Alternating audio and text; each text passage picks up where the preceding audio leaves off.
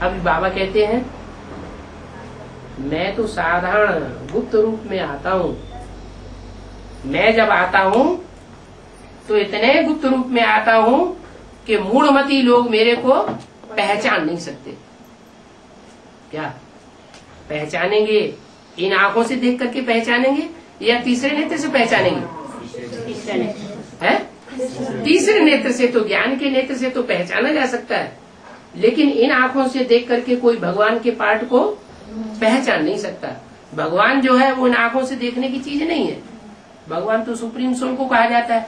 Supreme soul in आंखों से दिखाई पड़ेगा क्या? नहीं दिखाई पड़ेगा। वो सुप्रीम सोल वो स्वयं आकर के कहता है कि बच्चे मैं जिस गुप्त रूप में आता हूँ उसको बुद्धि के तीसरे नेत्र से ही समझा जा सकता है, और वो तीसरा नेत्र लेने का तरीका है 7 दिन का कोर्स।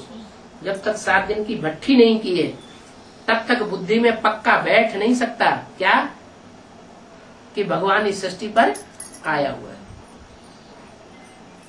दुनिया में भी बच्चा पैदा होता है तो पहले शरीर छोड़ता है। शरीर छोड़ने के बाद ही तो बच्चा बन के पैदा होता है कि नहीं? और बच्चा पैदा तब होता है जब वहां शरीर छोड़ने से पहले 4 महीने से पहले ही गर्भ तैयार हो जाता है। व्यक्ति ने शरीर नहीं छोड़ा, शरीर छोड़ने से 4 महीने पहले से ही उसका गर्भ तैयार हो रहा है उसके संस्कारों के अनुसार। वो गर्भ 4-5 महीने का जब हो जाता है निर्जीव गर्भपिंड, तब उसमें वो आत्मा वहां से शरीर छोड़ करके आती है और प्रवेश करती है, तब उसमें हलन चलन शुरू होती है। फिर 9 महीने के बाद बच्चा पैदा होता है। ऐसे ही यहाँ भी है।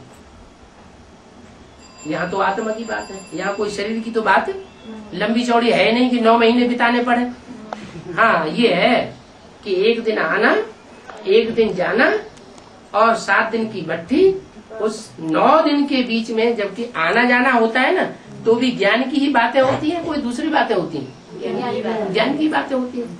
तो ज्ञान गर्भ में आत्मा 9 महीने जो है वो पक करके तैयार होकर के बाहर आती है, और बाप के घर में जाके उसको जन्म लेना पड़े। क्या कहाँ जन्म लेना पड़े? बाप के घर में जब तक जन्म नहीं लेगी जाके तब तक बाप का बच्चा नहीं कही जा सकती। उसको संशय निश्चय निश्चय अनिश्चय आता ही रहेगा, पक्का निश्चय नहीं बैठेगा। बच्चा बाप के घर में जन्म ले लेता है, बाप का पक्का बच्चा बन जाता है।